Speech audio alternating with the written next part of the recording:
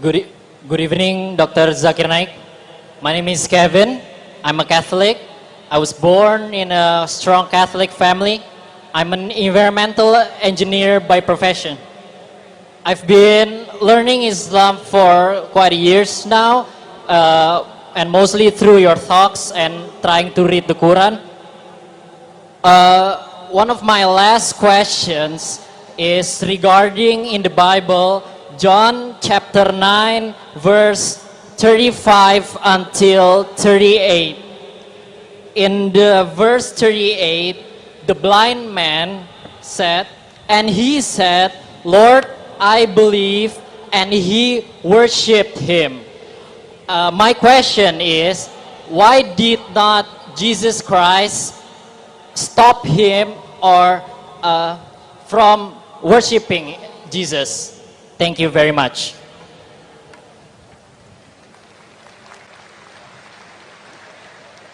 The brother has said that it's mentioned Gospel of John chapter 9 verse number 35 to 38 that the blind man said, Lord, to Jesus Christ, peace be upon him. Yeah. Correct? Lord, And why- I believe. Lord, I believe. Now, brother, you have to understand that my challenge was there is not a single unequivocal statement in the complete Bible, not a single unambiguous statement in the complete Bible where Jesus Christ, peace be upon him, himself says that I am God or where he says worship me. These are not the words of Jesus Christ, peace be upon him. These are the words of somebody else telling that, correct? Point number one. Yes. So Jesus himself did not say it, point number one. You know, after I give a lecture, many of the Hindus in India, they come and touch my feet and say that you are Almighty God. I tell them this is shirk. I tell them it is wrong. But just because somebody calls me God because I quote the Veda, that doesn't make me God. And similar you will find of Thomas. If you read the Gospel of John, chapter number 8, verse number 58, and Gospel of John, chapter number 20, verse number 25 to 28, where Thomas said, Oh Lord, oh God. Now many a times when oh God and oh Lord are said, it is more of an exclamation. It doesn't mean you're calling the person God. Because if you know the context of Thomas, he says that he wasn't present when Jesus Christ, peace be upon him, spoke to the other apostles. So Thomas says in the Gospel of John chapter 20, verse number 25, that unless I see the nail print in the hand of Jesus, peace be upon him, until I put my hand on his nail print, until I thrust my arm into his sides, I will not believe. So when Jesus Christ, peace be upon him, comes and he wishes them, Assalamu alaikum, may peace be on you, everyone is affrighted. So Jesus, peace be upon him, says, okay, take my hand, touch me and see.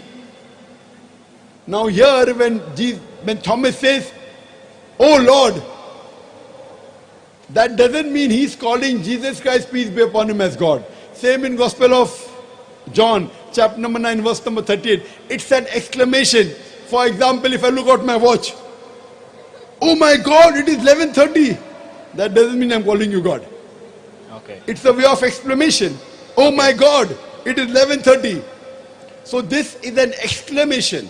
So you will not tell me, why are you calling me God? I'm not calling you God. Okay. So many a time when people say, oh God or oh Lord, that doesn't mean it is telling to the opposite person. It's an exclamation of surprise. So here also in the Gospel of John,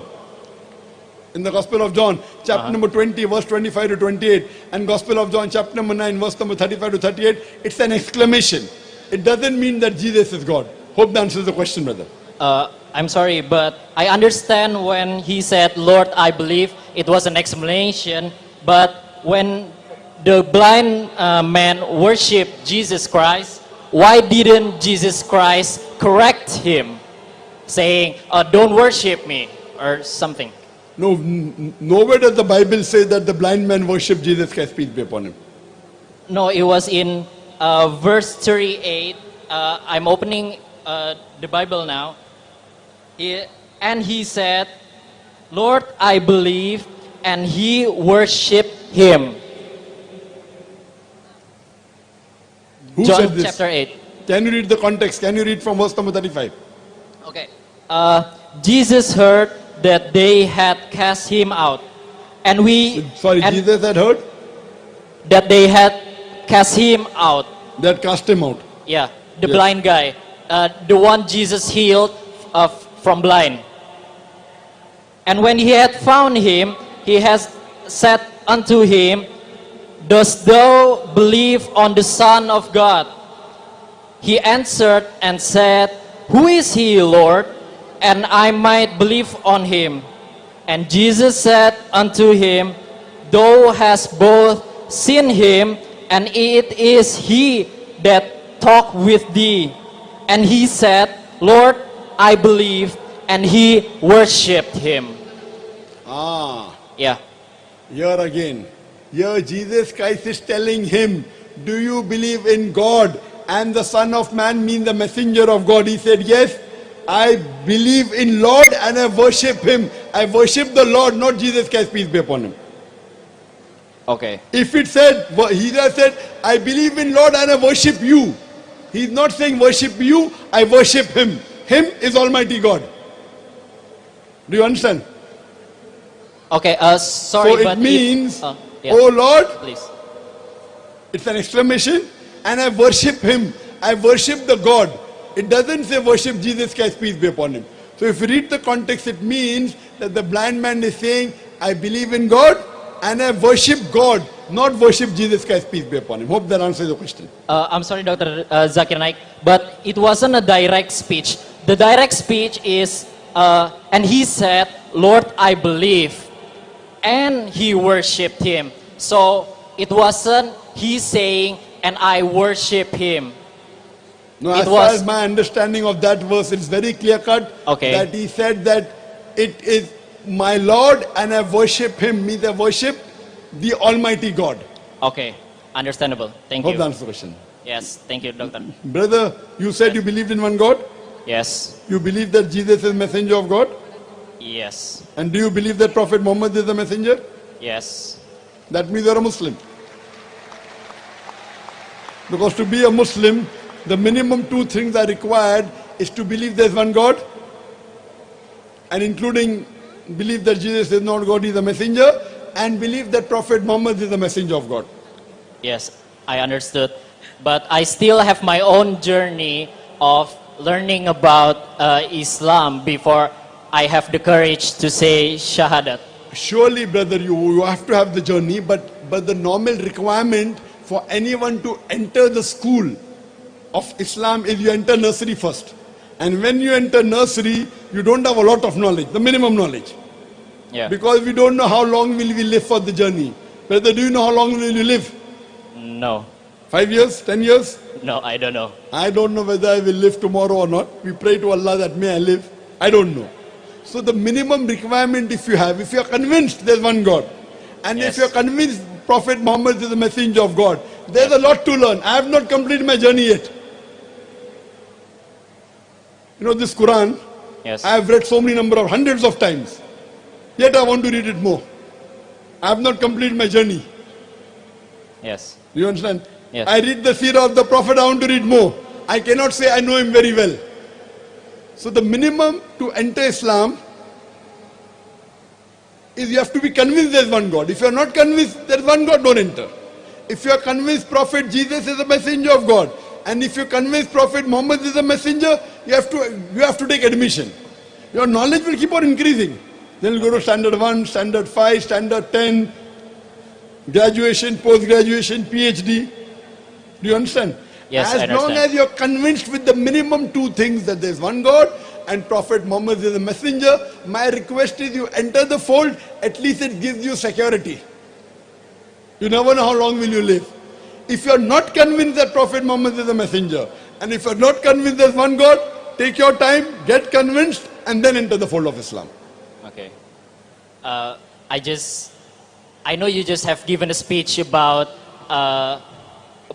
parents, but I would like to still pay respects to my parents and talk to them first, and then Surely, yeah. I am not telling you that if you accept Islam, don't talk to your parents. It's compulsory. You have to Okay. love your parents more. You should respect your parents more. Okay. Hypothetically, if the parents say, don't accept Islam, what are you going to do? I would try to convince them. Correct. Irrespective whether they're convinced or not. As I mentioned, Quran is very clear cut. In Surah Luqman, chapter 31, verse number 14, we have enjoined on the human beings to be kind to the parents. The next verse, Surah Luqman, chapter 31, verse number 15. But if your parents strive and struggle to make you worship somebody else besides Allah, of which you have no knowledge, then don't obey them. But yet, live with them with love and companionship. Your parents are important. You have to love them. And unless you don't find the truth, how will you give the truth to them?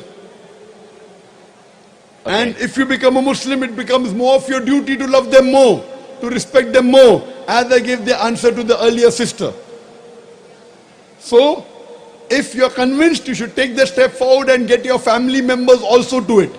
It's not necessary you have to say it in public. Okay. Giving shahada in public is not compulsory, between you and Allah. Okay. Okay. Thank you. So don't have to say in public, in front of 50,000 people. It is between you and Almighty God. Yes. As long as you are convinced from heart, according to me, you're already a Muslim. Thank you. You're already a Muslim. You don't have to convince. My request to you is follow more.